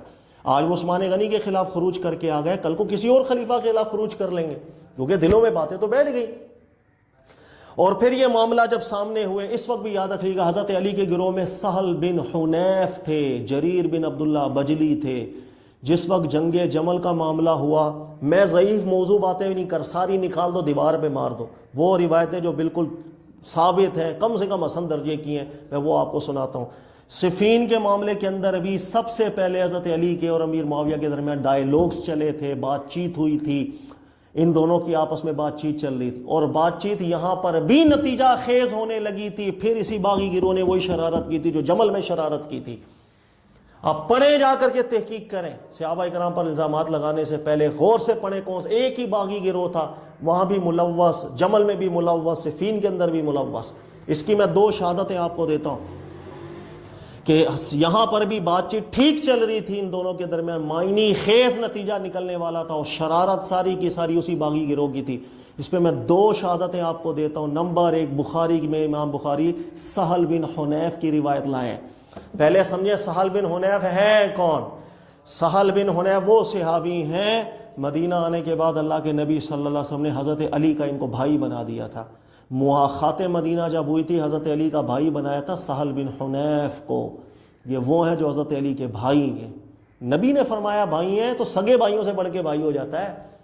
اور سہل بن حنیف وہ صحابی ہیں کہ جو حضرت علی کے ساتھ رہے ہیں، جمل میں بھی آپ ہی کے ساتھ رہے تھے، لیکن صفین کے موقع پر جب جنگ شروع ہونے لگی تھی، آپ نے ہاتھ اٹھا کے ساتھ چھوڑ دیا تھا اور چلے آئے تھے۔ کیوں ساتھ چھوڑ دیا تھا سہل بن حنیف نے؟ امام بخاری اس روایت کو لے کر آئے ہیں، یہ روایت امام بخاری کی بھی پڑھیے گا، اور اس کے اوپر ابن حجر عسقلانی کو، امام نووی کو بھی پڑھیے گا، اسی حدیث کی شرح کے اوپر مسلم میں آپ کو سب سمجھ میں آ جائے گی کہ وہی بات جو میں ذکر کر رہا ہوں ایز اٹ از وہی بات ہے کہ جب صفین کے معاملے کے اندر بھی حضرت امیر معاویہ اور حضرت علی کے درمیان ڈائیلوگز چل رہے تھے، نتیجہ خیز ڈائیلوگز کامیابی کی طرف جانے لگ گئے تھے، اس وقت جس وقت آپ کو پتا چل گیا کہ وہی باغی گروہ جو عثمان غنی کے ساتھ شریک تھا، اس کے کچھ افراد یہاں پر مالک اشتر اچھل کے یہاں پر لوگوں کو کہہ رہے ہیں مذاکرات کیوں کر رہے ہو، ہم لڑیں گے، وہ باغی ہیں، ہم لڑیں گے، قتال کرو، ہم کو کمزور ہیں، اس طرح لوگوں کو بھڑکانا شروع کر دیا۔ اور بار بار جب یہ حضرت سہل بن حنیف نے یہ دیکھا کہ یہ وہ فتنہ ہے، یہ وہ کچھ لوگ ہیں جن لوگوں نے مسلمانوں کے اندر بات چیت سے معاملات حل نہیں کرنے دینے ہیں بلکہ فتنہ کریں گے، اور آپ نے بہت کوشش کی سہل بن حنیف نے، لیکن یہ لوگ قابو میں نہ آئے، یہاں تک کہ معاملہ جنگ کی طرف جب چلا گیا تو سہل بن حنیف نے ہاتھ کھڑا کر دیا، انہوں نے کہا میں شامل نہیں ہو سکتا۔ میرے سامنے بات واضح ہو گئی ہے کہ یہ شرارت یہ کر رہا ہے، وہی گروہ کر رہا ہے جو عثمان غنی کے ساتھ شامل تھا ان کی شہادت میں، جس نے جمل میں شرارت کی، اور اب انہی کے افراد یہاں پر بھی شرارت کر رہے ہیں۔ حضرت سہل بن حنیف ہاتھ چھوڑ کے اٹھا لیا آپ نے ہاتھ، آپ نے کہا میں اب شامل نہیں ہو سکتا صفین میں۔ یہی مختصر روایت امام بخاری لے کر کے آئے ہیں، الفاظ پڑھیے گا۔ لوگوں نے سہل بن حنیف پر پھر اعتراض کیے تھے کہ آپ کیوں ساتھ چھوڑ کے چلے گئے؟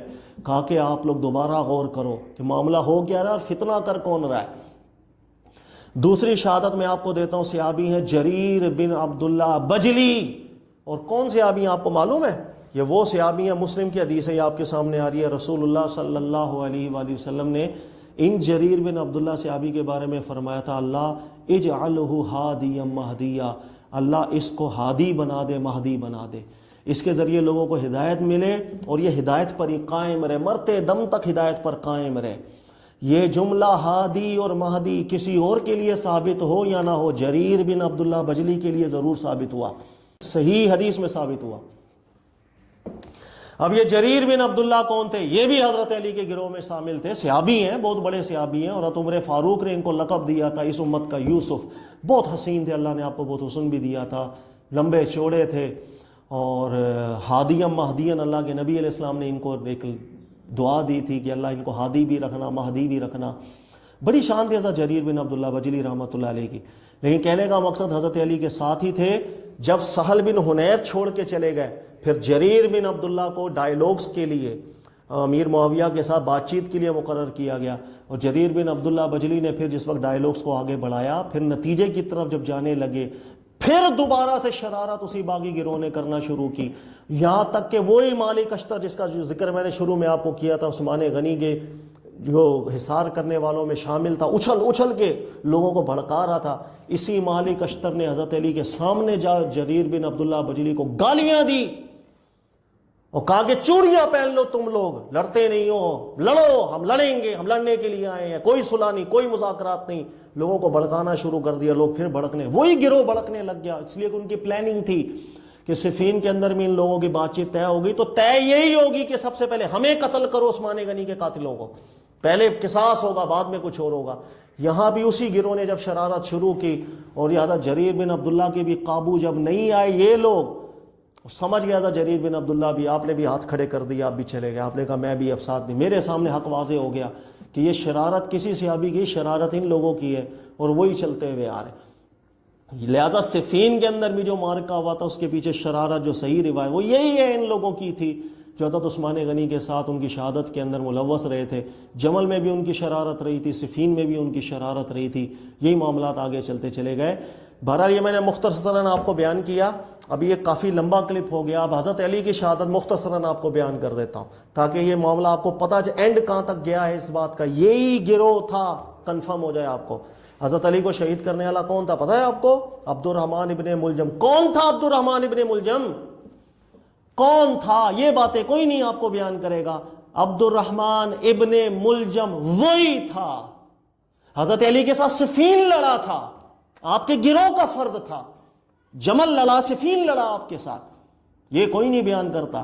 ارے جب حضرت علی کے گروہ کا یہ ایک بندہ تھا، حضرت علی کو کیوں شہید کر دیا اس نے؟ یہی آپ کو سمجھانا ہے۔ یہ وہی باغی گروہ کے افراد تھے کہ جو بعد میں خوارج کی شکل میں بھی سامنے آئے، وہ بعد کے اندر انہوں نے جمل کا فتنہ بھی کیا، انہوں نے صفین کے اندر بھی فتنہ کیا۔ یہی عبد الرحمن ابن ملجم نے حضرت علی کو شہید کیا، اور حضرت علی کو شہید کرنے سے پہلے یاد رکھیے گا حضرت حسن بن علی نے اپنے والد کو کھلے عام بیان کر دیا تھا اور واضح کہہ دیا تھا، ابو مجھے خوف ہے کہ آپ ہی کے گروہ میں کچھ لوگ ہیں جو آپ ہی کو نہ مار دیں، یہ مجھے خوف ہے اس بات کا۔ حضرت یہ مصنف ابن ابی شیبہ کی صحیح سند کی روایت ہے، حضرت حسن بن علی نے جمل کے بعد یہ بات ذکر کی تھی اپنے والد سے، حضرت علی سے، کہ مجھے خوف ہے کہ آپ ہی کے گروہ کے لوگوں میں سے کوئی آپ کو شہید کر دے گا۔ حضرت حسن بن علی نے یہ بات حضرت علی سے پہلے ڈسکس کر دی تھی، لہذا حسن بن علی بھی جان چکے تھے کہ یہ شرارت انہی لوگوں کی ہے جو ان گروہوں میں، صحابہ کے گروہوں میں گھس گئے ہیں، وہی لوگ جراثیم ان کے دلوں کے اندر وہی ہے۔ لہذا اب ہوا یہ، اچھا یہ بھی ہمارے یہاں واقعہ غلط بیان کیا جاتا ہے کہ عبد الرحمن ابن ملجم نے حضرت علی کو شہید کر دیا۔ سچی بات کیا کریں، حق بیان کیا کریں، خدا کے واسطے لوگوں کے سامنے اللہ کو جواب دینا ہے۔ یا اگر انف نالج نہ ہو کیوں گھستے ہو اس راہ کے اندر؟ یہاں تو انف نالج حاصل کرو آپ۔ یاد رکھیے گا کہ یہ ابن ملجم نے حضرت علی کو شہید، یہ پلاننگ نہیں تھی، مجمع الزوائد کی یہ روایت ہے سند صحیح کے ساتھ۔ معاملہ یہ تھا کہ یہ تین دوست تھے، عبد الرحمن ابن ملجم، ایک برق ان کا دوست اور ایک تیسرا، ان تینوں نے پلاننگ کی تھی کہ ہم ایک ہی وقت کے اندر پلاننگ کر کے میں حضرت علی کو ماروں گا، برق تو جانا حضرت معاویہ کو مار دینا، اور ایک تیسرے شخص کو بھیجا تھا کہ تو جا کر کے حضرت عمر بن عاص کو مار دینا، تینوں مرے۔ یہ پلاننگ تھی جو صحیح سند کے ساتھ آئی ہے، صرف حضرت علی کو شہید کرنے کی پلاننگ نہیں تھی۔ لہٰذا جو بات میں سمجھا رہا ہوں اسی کو سمجھیے گا، یہ وہی گروہ ہے جو نہ حضرت علی کا سگا تھا، جو نہ حضرت امیر معاویہ کا سگا تھا، نہ عمر بن عاص کا سگا تھا، سب کے دشمنی تھے دلوں کے اندر۔ یہ لوگ صفین لڑا تھا حضرت علی کے ساتھ، لیکن دل میں کچھ اور تھا، اور پلاننگ انہوں نے ایک ساتھ تین صحابہ کو شہید کرنے کی تھی۔ حضرت علی کو ابن ملجم نے کہا تھا میں حضرت علی کے پاس جاؤں گا، نمبر دو حضرت معاویہ کے پاس دوسرے اپنے دوست کو برق کو بھیجا تھا، اور تیسرے ایک اس کا نام میرے ذہن میں ابھی نہیں آ رہا، ان کو بھیجا تھا عمر بن عاص کو شہید۔ ایک ہی وقت کے اندر انہوں نے پلاننگ کی تھی تینوں کے ساتھ ہم یہ کام کریں گے۔ اب ہوا یہ کہ حضرت علی جس وقت نماز پڑھانے آئے تھے تو ابن ملجم کو حضرت علی نظر آ گیا، اس نے حملہ کر دیا، حضرت علی زخمی ہو گئے تھے۔ اسی رات کو اس کا جو ساتھی تھا برق حضرت امیر معاویہ کے پاس گیا تھا۔ امیر معاویہ بھی جب نماز پڑھنے کے لیے باہر تشریف لائے تھے، اس نے تلوار چلائی تھی حضرت امیر معاویہ کے اوپر بھی، لیکن حضرت امیر معاویہ کی جو کہ نظر پڑ گئی تھی اور بچنے کے لیے پیچھے سے اس نے تلوار چلائی، تو بچنے کے لیے حضرت امیر معاویہ آگے ہوئے تھے، تو نہ آپ کے سر پہ تلوار لگی تھی امیر معاویہ کے، نہ کمر پہ تلوار لگی تھی، آپ کی جو ہپس کا ایریا ہے الیتین جسے، وہاں تلوار لگی تھی، اور آپ کا بیک جو ہے وہ پوری زخمی ہو گئی تھی۔ یہ واقعہ پورا کوئی بیان نہیں کرتا، جھوٹ بولتے ہیں، جان بوجھ کے جھوٹ بول رہے ہوتے ہیں، پڑھا ہوتا ہے ان لوگوں نے سب۔ حضرت امیر معاویہ کو بھی اسی دن زخمی کیا، صحیح سند کی بات یہی ہے۔ نمبر 3، حضرت عمر بن عاص کے لیے جو ان کا تیسرا دوست گیا تھا، حضرت عمر بن عاص اس دن نماز پڑھانے آئے ہی نہیں تھے، وہ کسی کام سے گئے ہوئے تھے۔ حضرت عمر بن عاص نے اپنے خلیفہ کو اپنے ایک دوست کو بھیجا تھا کہ آپ نماز پڑھا دیجیے گا۔ جس وقت نماز پڑھانے کے لیے آئے تھے، اس شخص کو جو تیسرا تھا اس کو یہی لگا کہ عمر بن عاص ہی ہیں، کیونکہ وہی امام ہے، وہی نماز پڑھائیں گے، اس نے حملہ کیا، اس کو وہ بھی شہید ہو گئے، لیکن وہ عمر بن عاص نہیں تھے، وہ تیسرا شخص تھا کوئی، وہ شہید ہو گیا تھا۔ تو اس ایک انسیڈنٹ کے اندر یاد رکھ لیے گا، حضرت علی زخمی ہو گئے تھے، بعد میں شہید ہو گئے۔ ابن ملجم نے ان پر حملہ کیا، حضرت علی کو شہید کر دیا۔ نمبر 2، حضرت امیر معاویہ پر بھی اس کے دوست نے حملہ کیا تھا، حضرت امیر معاویہ بچ گئے لیکن زخمی ہو گئے تھے۔ نمبر 3، حضرت عمر بن عاص پر اس کے تیسرے نے حملہ کیا، لیکن حضرت عمر بن عاص اس وقت تھے ہی نہیں، آپ کے جو نائب تھے اس کو عمر بن عاص سمجھ کے مار دیا، لہٰذا یہ بعد میں پکڑا بھی گیا تھا قتل کرنے کے بعد، تو اس نے کہا میں نے عمر بن عاص کو مار دیا ہے۔ پھر حضرت عمر بن عاص کو بلایا گیا، حضرت عمر بن عاص سامنے آ کے کھڑے ہو گئے تھے اور کہا کہ میں نے تو عمر بن عاص کو مار دیا، تم کہاں سے آ گئے؟ کہا کہ میں عمر بن عاص ہوں، اللہ جس کو بچائے۔ پھر اس کو بھی قصاصاً مارا گیا تھا۔ اور جس نے حضرت امیر معاویہ پر حملہ کیا تھا، زخمی کر دیا تھا حضرت امیر معاویہ کو، برق نے، اس کو بھی جب پکڑ لیا گیا تھا، حضرت امیر معاویہ نے اس کے بعد پوچھا تھا کہ حرکت کیوں کی ہے اس نے کہا کہ تم مجھے کچھ کہو گے نہیں، میں آپ کو اتنی خوشخبری کی بات سناتا ہوں۔ حضرت امیر معاویہ نے کہا کیا خوشخبری کی بات سناؤ گے؟ کہا کہ جس وقت میں نے آپ پر حملہ کیا ہے، ایک حملہ ادھر حضرت علی پر بھی ہوا ہوگا اور مجھے نہیں لگتا وہ بھی قتل ہو گئے ہوں گے، تو آپ کو مبارک ہو، آپ مجھے کیا بولو گے؟ آپ کے دشمن کو میں نے مار دیا۔ حضرت امیر معاویہ شدید قسم کا غصہ ہوئے تھے اس کے اوپر، کہا کہ مجھے اللہ کی ذات پر امید ہے کہ وہ شیر ہے علی، اس پر غالب نہیں آئے گا دشمن۔ اور پھر اس کو حضرت امیر معاویہ نے سزا جاری کروائی تھی اس کے اوپر، لہذا کوئی صحابہ کی آپس میں نفرتیں نہیں تھی۔ صحیح روایتیں نہ کبھی پڑھی ہیں، نہ پتہ ہے کہ صحیح روایتیں ہوتی کیا ہیں، لوگوں کے درمیان الٹی سیدھی باتیں۔ پھر ایک ساتھ تینوں صحابہ پر حملہ کروایا تھا ابن ملجم نے۔ کون تھا؟ صفین لڑا تھا حضرت علی کے گروہ میں ہو کر، یہ وہی گروہ ہے جو چلتا آیا تھا، انہی صفوں کے اندر شامل ہو گیا۔ جمل بھی اس نے کروائی، صفین بھی اس نے کرائی، حضرت علی کو بھی شہید اس نے کیا، عثمان غنی کو بھی شہید اس نے کیا، طلحہ کو بھی شہید اس نے کیا، سب شہید اسی گروہ کی وجہ سے ہوئے ہیں۔ حضرت علی کو بھی شہید اسی نے کیا، یہ اسی کا فتنہ چا۔ صحابہ میں کسی نے بغاوت نہیں کی، نہ تلواریں اٹھانے، سب ضعیف باطل روایتیں، جو صحیح روایتیں وہ آپ کو میں بیان کر رہا ہوں۔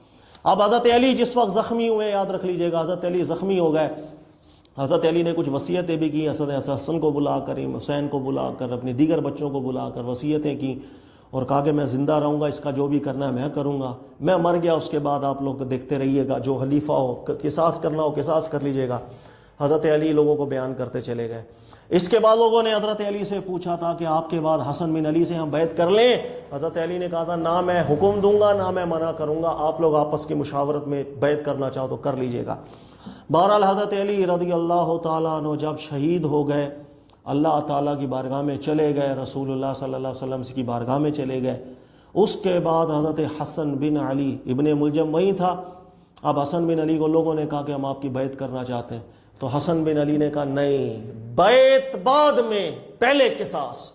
یہ جملہ حضرت حسن کا یاد رکھ لینا، صحیح سند کی یہ باتیں آپ کو بیان کر رہا ہوں۔ حضرت حسن نے بیعت پہلے نہیں کی تھی، کہا پہلے قصاص پھر بیعت کریں گے۔ حضرت حسن کی بیعت بعد میں ہوئی تھی، پہلے قصاص، گردن اڑائی تھی ابن ملجم کی، جلایا بھی تھا اس کو مارنے کے بعد۔ حضرت حسن نے پہلے قصاص لیا اور اس کے بعد آپ نے بیعت کی تھی۔ سارے لوگ دنیا میں جمع ہو کر سمجھ گئے تھے، کہا کہ امام حسن بن علی نے یہ جو کام کیا ہے، پہلے قصاص اور پھر بیعت، کہا کہ حسن بن علی اب کبھی بھی لڑے گا نہیں، اب معاملات کسی اور طرف چلے گئے۔ اس لیے کہ اس سے پہلے بھی یہی ہو رہا تھا، پہلے قصاص پھر بیعت کے مطالبے ہو رہے تھے، اور حسن بن علی نے عملی لحاظ سے کر کے بتا دیا۔ حضرت علی ابن ملجم کی باری میں آپ نے پہلے قصاص لیا، بیعت بعد میں کی۔ اس کے بعد آپ نے دو پیغامات بھجوائے، حضرت امیر معاویہ کی طرف سے بھی، حضرت علی حسن بن علی کی طرف سے بھی، کہ معاملات صلح کی طرف جانے چاہیے۔ پھر آپس میں صلح ہوئی ہے، سبحان اللہ۔ اب میں آپ کو ایک شہادت اور بیان کر دیتا ہوں، غور سے سنیے گا۔ طلحہ کا گروہ باغی گروہ نہیں، اس پہ دلیل میں نے آپ کو دی کہ اللہ کے نبی علیہ السلام نے طلحہ کو تو شہید فرمایا۔ وہ کون سی بغاوت کی رائے جس میں مرنے والا شہید ہو جاتا ہے؟ آپ جواب نہیں دے پائیں گے کبھی، لہذا سن لیجئے گا، ایک بغاوت کی رائے تھی ہی نہیں۔ اب آ جاؤ حضرت امیر معاویہ کے اوپر، میں قرآن کی دلالت آپ کو بیان کرتا ہوں کہ بغاوت ادھر بھی نہیں تھی۔ اللہ نے قرآن میں کیا فرمایا ہے؟ اللہ نے فرمایا وَإِن طَائِفَتَانِ مِنَ الْمُؤْمِنِينَ اقْتَتَلُوا فَأَصْلِحُوا بَيْنَهُمَا، اگر دو مسلمانوں کا گروہ آپس میں لڑائی کر بیٹھے تو صلح کرواؤ. صلح ہو گئی، معاملہ ٹھیک چل رہے ہیں. فَإِن بَغَتْ إِحْدَاهُمَا عَلَى الْأُخْرَى، اب اگر ایک گروہ دوسرے پر بغاوت کرے، فَقَاتِلُوا الَّتِي تَبْغِي حَتَّى تَفِيَّ إِلَىٰ أَمْرِ اللَّهِ، اللہ نے فرمایا جو باغی گروہ ہوگا اس سے لڑو. کب تک لڑو؟ حَتَّى تَفِيَّ إِلَىٰ أَمْرِ اللَّهِ، جب تک اللہ کے حکم کے تحت وہ سرنڈر نہ کر لیں، بیعت ہوں، بغاوت چھوڑیں، درست ہو جائیں، اس وقت تک لڑو. اللہ نے فرمایا باغی گروہ سے کب تک لڑنا ہے؟ اس وقت تک لڑو جب تک یہ بالکل امر اللہ کے تحت نہ آ جائے. اس سے پہلے جنگ چھوڑنے کی اجازت نہیں ہے. اللہ نے فرمایا نہیں، لڑو. اور کب تک لڑو؟ حتی تفیہ الی امر اللہ، جب تک امر اللہ کے تحت نہ آ جائے. فَإِن فَات، پھر آگے اللہ نے فرمایا اب جب وہ سرنڈر کر لیں، گر گئے، بیعت میں آ گئے، اطاعت کے اندر آ گئے، اب ان میں صلح کرو. باغی گروہ سے اللہ نے لڑنے کا حکم دیا، بیچ میں لڑنا چھوڑنے کا حکم تو نہیں دیا. اللہ نے کہا اس وقت تک لڑنا ہے جب تک ان کی طاقت ختم نہ ہو جائے، سرنڈر کر لیں، اطاعت کے اندر آئے، بیعت کے اندر آئے. اس سے پہلے باغیوں سے قتال چھوڑنے کی اجازت اللہ نے تو دی نہیں. سوال یہ ہے حضرت امیر معاویہ کا گروہ تو ابھی تازہ ہے، ایک ان کے اندر صفین کا معرکہ بھی ہو گیا. اب حسن بن علی رضی اللہ تعالیٰ عنہ بن گئے خلیفہ، اور حضرت حسن بن علی حضرت امیر معاویہ کے پاس جا کے صلح کر رہے ہیں. اللہ فرما رہے ہیں باغی گروہ سے اس وقت تک لڑو جب تک ان کی طاقت نہ ٹوٹ جائے. اور حسن بن علی نہ ابھی اہل شام کی طاقت ٹوٹی ہے، نہ امیر معاویہ کی طاقت ٹوٹی ہے، نہ وہ بیعت کے اندر آئے ہیں. حتی تفیہ الی امر اللہ، امر اللہ کے تحت تو نہیں ہے، وہ بیعت کے اندر کب آئے؟ اور حسن بن علی ان سے نہ لڑائی کر رہے ہیں بلکہ چھوڑ کے ان کو اور خلیفہ بنا رہے ہیں. ان کو سرنڈر کر لیا، وہ ان کی طاقت ٹوٹنے کے بجائے حسن بن علی ان کو اور مزید طاقتور کر دیں کہ آپ خلیفہ بن جائیں. سر کیا ہو گیا؟ قرآن پاک کے خلاف ہے. اگر آپ بغاوت مانیں گے تو اس کا مطلب ہے حسن بن علی کی یہ صلح صراحتاً قرآن کے خلاف تھی. اللہ نے فرمایا تھا ان سے اس وقت تک لڑنا ہے جب تک باغیوں کی کمر نہ ٹوٹ جائے. آپ نے کمر نہیں توڑی، حسن بن علی نے تو خلیفہ بنا کے اور مضبوط کر دی. یہ کوئی بغاوت نہیں ہے، قرآن کے خلاف ہے. یہ کوئی بغاوت نہیں تھی جو حضرت طلحہ کی طرف سے ہوئی تھی. یہ صحیح روایتوں کا خلاصہ میں نے آپ کے سامنے بیان کیا ہے، تھوڑا تفصیلی ہو گیا، لیکن جو سنے گا انشاءاللہ مجھے امید ہے اللہ کی ذات سے زندگی بھر دعائیں دے گا، اس کے معاملات کلیئر ہوں گے.